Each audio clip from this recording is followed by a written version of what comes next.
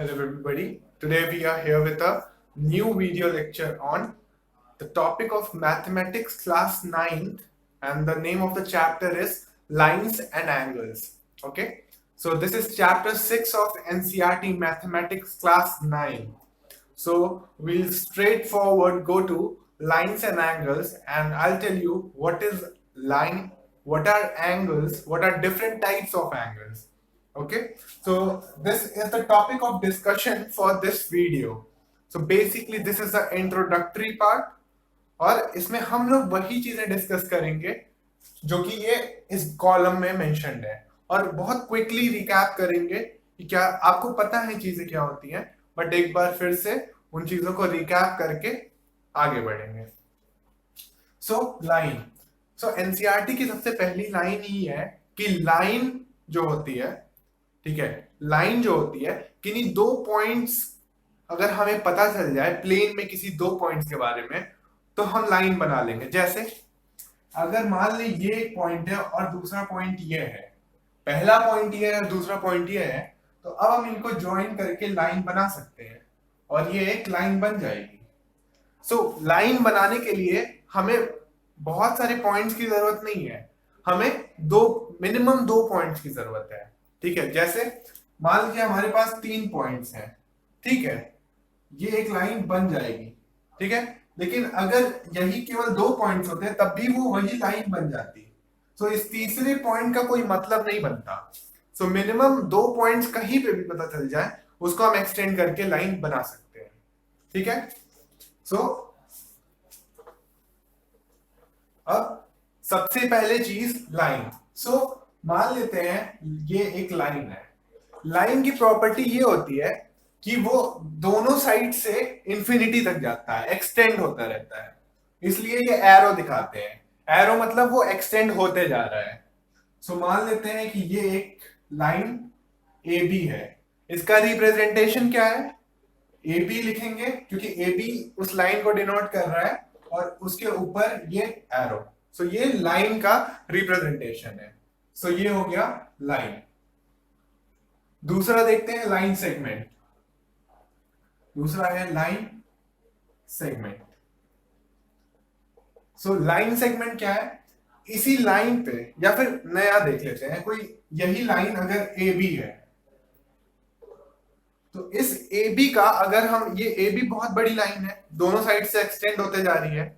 इस A B का एक सेगमेंट अगर हम देखते हैं, मान लेते हैं इस ए बी का सेगमेंट सी और डी, तो ये इस पर्टिकुलर लाइन ए बी का लाइन सेगमेंट सी डी बन जाएगा, मतलब उसका एक पार्ट बन जाएगा, इसीलिए लाइन सेगमेंट बोलते हैं. सो जिसको कैसे रिप्रेजेंट करेंगे? इसको रिप्रेजेंट करेंगे सी डी और ये लाइन. ये अब यहां एरो नहीं लगाएंगे क्योंकि लाइन सेगमेंट दोनों साइड से क्लोज होती है, मतलब सीडी को अगर दिखाएं तो ये सीडी हो जाएगी, दोनों साइड से क्लोज, ये सीडी लाइन सेगमेंट हो जाएगी. लाइन क्या है? ए बी, दोनों साइड से एक्सटेंड होती रहेगी. अब तीसरी और इंपॉर्टेंट चीज जो हमें जाननी है वो है रे. रे के बारे में क्या जानना है कि रे का एक स्टार्टिंग पॉइंट होता है और दूसरा पॉइंट एक्सटेंड होते रहता है. जैसे कि ये रे है, इसका एक एंड पॉइंट है और दूसरा पॉइंट एक्सटेंड होते रहता है. ठीक है, दूसरा पॉइंट एक्सटेंड होते रहता है. तो ये एक रे है, रे का एक स्टार्टिंग पॉइंट और फिर वो एक साइड से एक्सटेंड होते रहता है. तो बेसिकली यहाँ पे रुका हुआ है और यहाँ पे ये स्टार्टिंग है, ओरिजिनेशन पॉइंट है, यहाँ पे खत्म हो रहा है, और यहाँ पे एरो दिखाने का मतलब कि वो चलते रह रहा है. ठीक है, वो कितनी भी बड़ा होते जाए, इन्फिनिटी तक जाते रहेगा. सो इसको रिप्रेजेंट कैसे करते हैं? ए बी और एक एरो. डिफरेंस समझ में आ रहा है? यहाँ पे दोनों साइड एरो तो लाइन, अगर एरोज नहीं है तो लाइन सेगमेंट, और अगर एक साइड एरो है तो वो रे हो जाएगा. सो ये था बेसिक लाइंस. ओके, ये लाइंस थी. और अब इन लाइंस से कैसे, इन लाइंस के जुड़ने से एक एंगल बनता है, उसको हम अगला टॉपिक बनाएंगे. जैसे अब मान लेते हैं ये एक रे है और ये दूसरी रे है, तो यहाँ पे अगर ये मिलता है तो ये एक एंगल बनाता है इन दोनों के बीच. सो दो लाइंस या दो रेज मिलके कैसे एंगल्स बनाते हैं वो आगे देखते हैं. ये देख लिया, अगर नोट करना है तो पॉज कर लीजिए वीडियो और आगे बढ़ते हैं.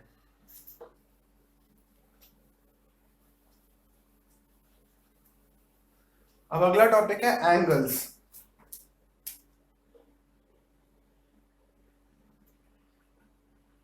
तो एंगल्स क्या होता है? बेसिकली दो लाइन या दो रेज जिस पॉइंट पे मिलते हैं वो एक एंगल बनाता है। कैसे?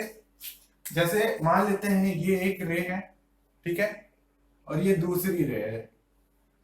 अब ये रे एक साइड से एक्सटेंडेड है और इसका एंड पॉइंट या फिर ओरिजिनेशन पॉइंट ये है।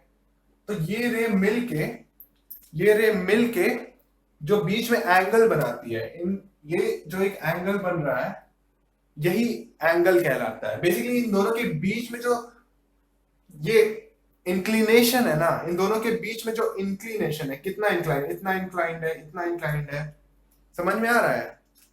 जैसे ये दो मार्कर्स हैं, तो ये ब्लैक वाला मार्कर देखिए कितना इंक्लिनेशन है। यही इंक्लिनेशन एंगल होता है, डिफरेंट डिफरेंट एंगल।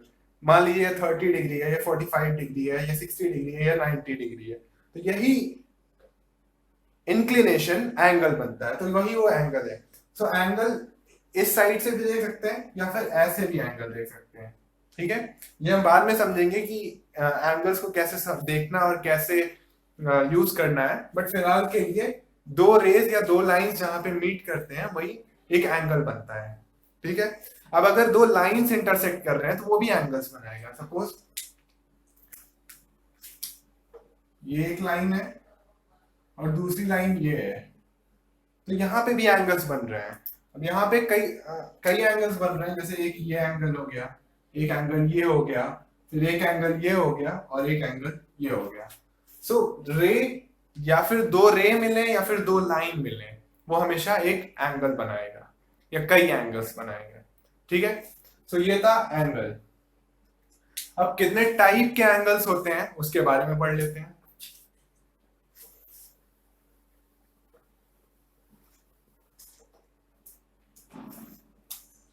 जैसे फर्स्ट टाइप मान लेते हैं एक्यूट। एक्यूट एंगल, एक एंगल ये एक एंगल बना। तो जो एंगल ये है ये एक एक्यूट एंगल है, ठीक है। ये एक एक्यूट एंगल है।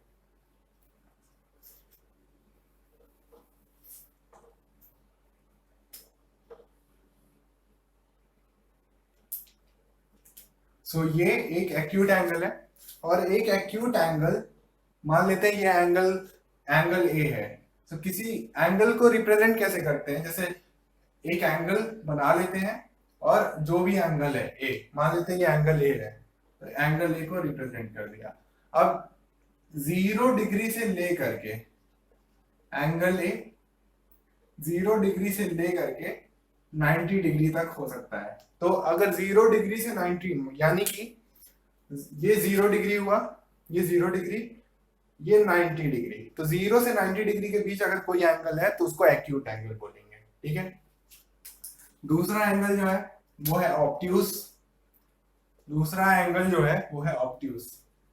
ऑब्ट्यूज एंगल क्या होता है? अगर एंगल 90 से बड़ा हो, अगर ये एंगल मान लेते हैं ये एंगल ए है, अगर ये 90 से बड़ा है लेकिन 180 से कम है तो इसको ऑब्ट्यूज एंगल बोल देंगे। यानी कि 90 से बड़ा लेकिन 180 से छोटा, समझ रहा है? मतलब ये 90 और 180 के बीच में लाई करेगा, ये 0 डिग्री और 90 डिग्री के बीच में लाई करेगा। तो अगर 90 से बड़ा है, यानी कि 90 से बड़ा होने का क्या मतलब है? ये 90 से बड़ा 180 तक अगर ये लाई कर रहा है तो ये ऑब्ट्यूज एंगल बन जाएगा, ठीक है। तीसरे एंगल पे आते हैं, राइट एंगल। अगर ये सीधा 90 डिग्री है, केवल एक ही, अगर मान लेते ये एंगल ए 90 डिग्री के बराबर है तो ये राइट एंगल बन जाएगा, ठीक है। ये राइट एंगल बन जाएगा, ठीक है। फिर फोर्थ पे आते हैं, स्ट्रेट एंगल। स्ट्रेट एंगल क्या होता है? एक लाइन ले लेते हैं। अब इस लाइन का भी एक एंगल होता है। वो समझने के लिए थोड़ा कॉन्सेप्ट में जाते हैं या फिर थोड़ा सा लॉजिक लगाते हैं कि मान लेते हैं इसका सेंटर पॉइंट, अब सेंटर पॉइंट जैसे ही मैंने बनाया, अब आप ये सोच सकते हो कि नहीं कि ये दो रेज हैं जो इनका पॉइंट एक ही पॉइंट पे मीट कर रहे हैं। सो बेसिकली एक रे इधर जा रहा है और एक रे इधर जा रहा है, और ये दोनों जहां पे मिल रहे हैं वहां पे एक एंगल बनेगा ऑब्वियसली। और वही एंगल स्ट्रेट एंगल होता है। स्ट्रेट एंगल भी मान लेते हैं एंगल ये है, तो स्ट्रेट एंगल 180 डिग्री के इक्वल हो जाता है। अब ये जो राइट एंगल है, करेक्ट 90 डिग्री ही राइट एंगल कहलाता है। उससे कम हुआ तो एक्यूट, इससे ज्यादा हुआ तो ऑब्ट्यूज। ये स्ट्रेट एंगल जो है ये 180 डिग्री ही स्ट्रेट एंगल कहलाता है, सिर्फ 180 डिग्री। 180 से कम हुआ तो ऑब्ट्यूज। समझ में आया? 180 से अगर एंगल कम हुआ तो वो ऑब्ट्यूज वाली कैटेगरी में आ जाएगा। तो वही है। फिर आखिरी एंगल जो है रिफ्लेक्स। रिफ्लेक्स एंगल ऐसे समझ लीजिए कि मान लीजिए कोई भी एंगल स्पेस में है, ठीक है।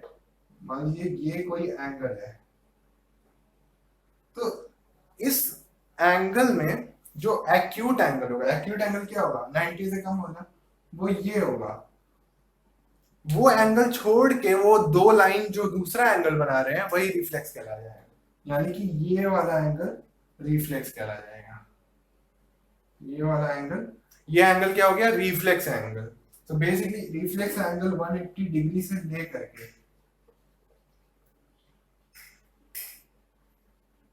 360 डिग्री तक होता है। सो एक्यूट एंगल छोड़ देंगे, जो बाहर वाला जो एंगल बनेगा, ठीक है, ऐसे समझ सकते हैं, जो बाहर वाला एंगल बनेगा वही रिफ्लेक्स एंगल कहलाता है। ठीक है, तो ये था रिफ्लेक्स एंगल। सो ये थे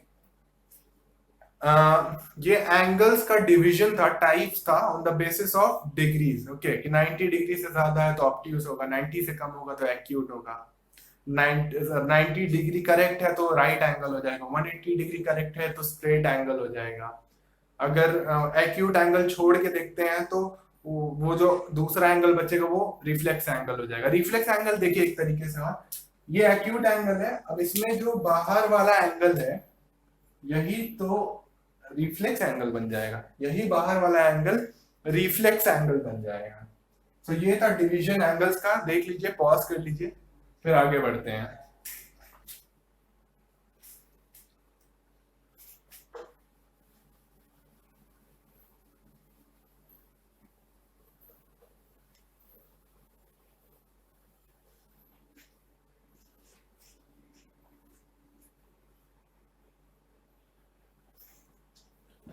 अब आते हैं एडजेसेंट एंगल्स पे, कि एडजेसेंट एंगल क्या होता है।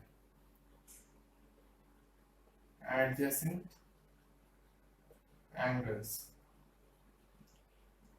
मान लेते हैं ये एक एंगल है ए बी सी। अब एंगल का नाम देना एक बार सीख जाते हैं। एंगल को कैसे भी नाम दे सकते हैं। जैसे मान लीजिए ये एंगल का नाम देना है ये, तो जो बीच में जहां पे भी ये वर्टेक्स, इस पॉइंट को वर्टेक्स कहते हैं, वर्टेक्स। ठीक है, ये वर्टेक्स कहलाता है। सो वर्टेक्स हमेशा बीच में होना चाहिए। कैसे? जैसे इसको बोल देंगे angle A B C.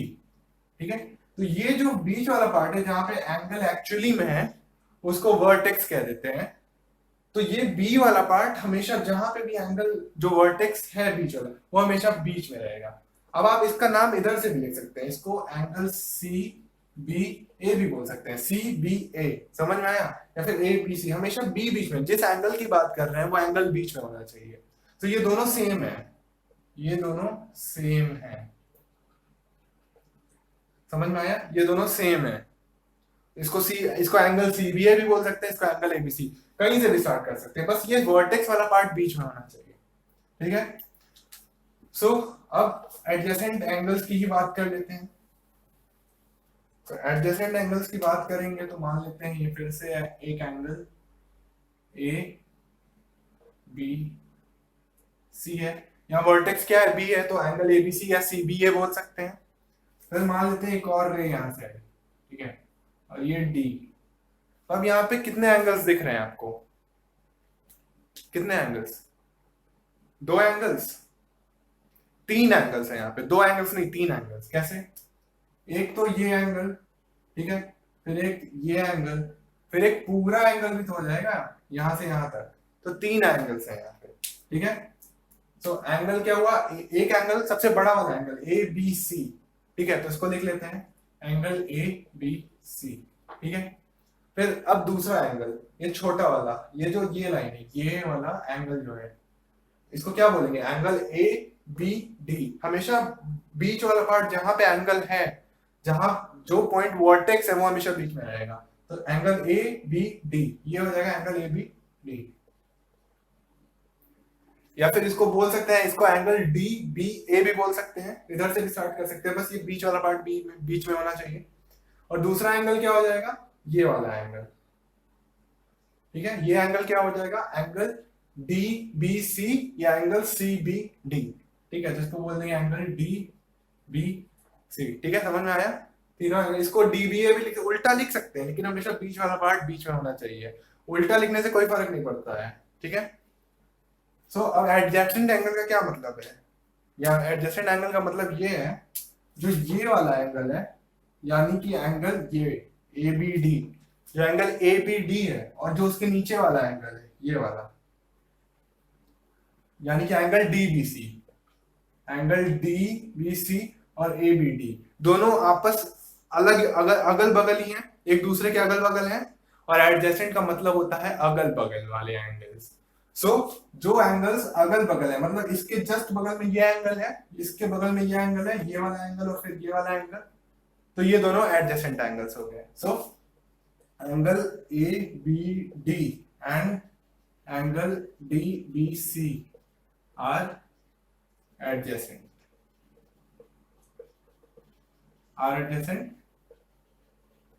Angles, ठीक है, एंगल ए बी डी और angle D B C adjacent angles हो गए।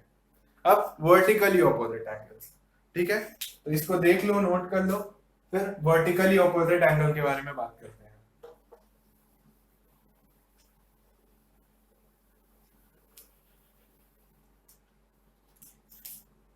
वर्टिकली ऑपोजिट एंगल, सो वर्टिकली ऑपोजिट एंगल को कैसे देखेंगे, मान लेते हैं दो लाइंस, ठीक है, दो लाइंस इंटरसेक्ट कर रहे हैं, तो मान लेते हैं ये लाइन ए बी है, ये लाइन जो है ए बी लाइन है, ये वाली लाइन, और ये लाइन जो है सी डी है, ठीक है। अब कितने एंगल्स बन रहे हैं यहाँ पे, चार एंगल्स, ठीक है, यहाँ पे तो इजी है, चार एंगल, एक एंगल ये, एक दूसरा एंगल, तीसरा एंगल, चौथा एंगल, ठीक है। सारे एंगल्स का नाम लिख दो जरा, पॉज करो वीडियो, और जो जिस तरीके से बताया एंगल्स को का नाम लिखना, वो एंगल्स का नाम लिख लो, फिर आगे बढ़ते हैं। लिख लिया नाम, तो अब एंगल्स को देख लेते हैं कौन कौन से। पहले इसको देखते हैं, पहला मान लेते हैं सेंटर पॉइंट ओ है, ठीक है। अगर देखिए, अब से पॉज कर लो, क्योंकि सेंटर पॉइंट नहीं दिया था तो आप लोग कंफ्यूज हो सकते हैं, फिर से पॉज कर लो, और सेंटर पॉइंट ओ मान के अब चारों एंगल्स का नाम लिखो, ठीक है। अब लिख लिया नाम, पॉज करके लिख लिया नाम, अब एंगल्स का देखते हैं कि वो चार एंगल्स कौन से हैं। पहला एंगल इसको मान लेते हैं, ये हो जाएगा एंगल एओडी, हमेशा ओ बीच में रहेगा, क्योंकि एंगल तो यही बन रहा है ना, एंगल जहां से बनता है वो पॉइंट हमेशा बीच में रहता है। दूसरा एंगल क्या होगा, एंगल डीओए, एंगल डीओबी, दूसरा एंगल डीओबी हो जाएगा। तीसरा क्या हो जाएगा, एंगल बीओसी, एंगल बीओसी, और चौथा एंगल क्या हो जाएगा, एंगल सीओए, ठीक है, एंगल सीओए। अब मान लो आपका कुछ अजीब आ रहा है, कुछ उल्टा आ रहा है, परेशान नहीं रहो, वो जरूरी नहीं है गलत, तो आप उल्टा भी चेक कर लो, ये एंगल एओसी भी हो सकता है, ये एंगल सीओबी भी हो सकता है, ये एंगल बीओडी भी हो सकता है, और ये एंगल डीओए भी हो सकता है। समझ में आया, मतलब इसको उल्टा भी लिख सकते हैं, कोई फर्क नहीं पड़ता एंगल पे।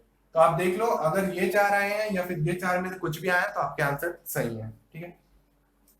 सो अब वर्टिकली ऑपोजिट एंगल का क्या मतलब है, मान लो ये एंगल 1 है, ठीक है, ये एंगल 2 है, ये 3 है, ये 4 है, नेम कर लिया, वो अलग चीज है, नेम के साथ भी देख सकते हैं, लेकिन वर्टिकली ऑपोजिट मतलब क्या, एक दूसरे के ऑपोजिट। एडजेसेंट मतलब अगल बगल, वर्टिकली ऑपोजिट मतलब एक दूसरे के ऑपोजिट। तो यहाँ पे ऑपोजिट एंगल्स कौन से हैं, मान एंगल 1 एंड एंगल 2, ठीक है, और 3 और 4 भी ऑपोजिट है एक दूसरे के, 3 एंड एंगल 4, तो यही वर्टिकली ऑपोजिट है, एंगल 1 एंगल 2 एक दूसरे के ऑपोजिट है, और एंगल 3 और एंगल 4, एंगल 3 और एंगल 4 भी एक दूसरे के ऑपोजिट एंगल्स हैं। सो यही है वर्टिकली ऑपोजिट एंगल। अब एंगल 1 का नाम आप लिख सकते हो, जैसे एंगल 1 क्या हो गया, ये एंगल 1 है, ठीक है। एंगल 2 क्या है, एंगल 2 ये है, ये एंगल 2 है। एंगल 3 क्या है, एंगल 3 क्या है, एंगल 3 डीओबी है, ये एंगल 3 है। एंगल 4 क्या है, सीओ है, ठीक है। तो आप मैच करके लिख सकते हो, मैंने इजी में बता दिया क्योंकि लिखने की झंझट खत्म हो जाएगी। आप यहाँ से देख सकते हो एंगल 1, एंगल 2, एंगल 3 और एंगल 4 क्या है। समझ में आया, इजी है। अब आखिरी एंगल की बात करते हैं जो कि लीनियर पेयर है। लीनियर पेयर ऑफ एंगल्स बोलते हैं, जो कि बहुत इंपॉर्टेंट है, उससे बहुत क्वेश्चंस हैं, आर डी शर्मा में भी, एनसीईआरटी में भी, आर एस अग्रवाल में भी।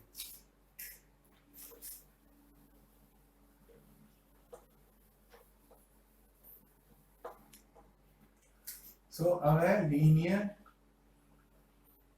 Pair of angles. So linear pair of angles क्या होता है, मान लेते हैं एक ये लाइन है, ठीक है, इसको बोलते हैं ये ए बी हो गया, ठीक है। अब इस लाइन पे एक रे डाल देते हैं सी डी। तो अगर किसी लाइन पे मान लेते हैं ये लाइन ए बी है, इस पे एक रे डाल दिया सी डी, ठीक है, इधर कर लेते हैं, इस पे एक रे डाल दिया सी डी, ठीक है। तो ऐसा ही कुछ बन रहा है, ऐसा ही बन रहा है, यही लीनियर पेयर ऑफ एंगल्स बनते हैं। लीनियर मतलब एक लीनियर लाइन पे दो एंगल्स, पेयर मतलब दो, तो जो दो एंगल्स बनते हैं लीनियर पेयर वो ये हैं, एक ये एंगल और एक ये एंगल, है कि नहीं, इन्हीं को लीनियर पेयर कहते हैं, ठीक है। सो एंगल्स का नाम लिख लो जरा, फिर से पॉज कर लो, एंगल का नाम लिखो, मैं सीधे लिख देता हूं, लिख लिया नाम। अब एंगल्स का नाम क्या हो जाएगा, एंगल ए, एक एंगल ये हो गया और दूसरा एंगल ये हो गया। एंगल का नाम लिखो, ऊपर से लिखते हैं नाम, चलो ऊपर से लिखते हैं, डी सी ए, डी सी ए, ठीक है। और दूसरा एंगल क्या होगा, डी सी बी, समझ में आया, डी सी एक ये एंगल हो गया और दूसरा एंगल ये हो गया, ठीक है। तो एंगल्स हो गया ना। अब एंगल्स देखो, हमेशा यहाँ पे जहां पे भी एंगल बनता है वर्टेक्स पे, वो हमेशा बीच में होना चाहिए। वर्टेक्स क्या है, यहाँ पे सी है, यहाँ पे एंगल बन रहा है, यहाँ पे एंगल, तो वर्टेक्स सी में, तो एंगल डी सी है, या फिर इसको आप अगर आपने ए सी डी भी लिखा है तब भी सही है, डी सी बी है, अगर इसको बी सी डी लिखा है तब भी सही है। तो ये दोनों लीनियर पेयर है, लीनियर पेयर। तो समझ में आया लीनियर पेयर क्या होता है। और सबसे खास बात, ये जो लीनियर पेयर के एंगल्स का जो सम होता है ना, वो 180 होता है। और वो क्यों होता है, मैंने बताया, एक लाइन को आप अभी बताया था स्टार्टिंग में, लाइन को आप सेंटर पॉइंट मान के दो रेस मान सकते हैं कि अपोजिट हैं, जुड़े हुए हैं दो रेस, ठीक है। और इसका एंगल क्या बताया था, 180 डिग्री होता है, ठीक है। तो अब ये 180 डिग्री हुआ, अब इसी लाइन पे ये टोटल एंगल कितना हो जाएगा, ये टोटल एंगल अभी भी 180 डिग्री है, यानी कि A C B, angle A C B angle, इसका मतलब ये नहीं कि ये एंगल नहीं है, बिल्कुल ये है, स्ट्रेट एंगल है। तो इसको कैसे लिखेंगे, एंगल ए सी बी का एंगल कितना हो जाएगा, 180 डिग्री, ठीक है। तो ये दोनों एंगल, ये एंगल और ये एंगल मिला के इसी लाइन पे तो है, तो उनका सम 180 डिग्री हो जाएगा। समझ में आया, उनका सम 180 डिग्री हो जाएगा। कैसे, तो angle D C A plus angle D C B is equals to 180 degree, ठीक है, क्योंकि वो उसी लाइन पे है, तो वो दोनों एंगल्स का सम कितना हो जाएगा, 180 डिग्री। ये बहुत इंपॉर्टेंट है, इससे बहुत क्वेश्चन आते हैं, ये हमेशा दिमाग में रखिएगा, ये चीज बहुत ही इंपॉर्टेंट है। कोई भी दो एंगल्स का सम हमेशा 180 डिग्री के बराबर होगा, ठीक है। सो यही था लीनियर पेयर ऑफ एंगल्स। सो ये था इंट्रोडक्शन लाइंस एंड एंगल्स के बारे में। इसमें बताया lines, different types of lines और डिफरेंट टाइप्स ऑफ एंगल्स। अब अगली वीडियो जो होगी वो एक्सियम और थ्योरम पे रिलेटेड होगी, और उसके बाद सीधे एक्सरसाइज के क्वेश्चन सॉल्व किए जाएंगे, ठीक है। सो आगे और फर्दर वीडियोस के लिए सब्सक्राइब कर लो, ठीक है, और बेल आइकन प्रेस कर लो ताकि इंस्टेंट नोटिफिकेशन मिल जाए जब भी आने वाली वीडियोस अपलोड हो। Thank you for watching the video.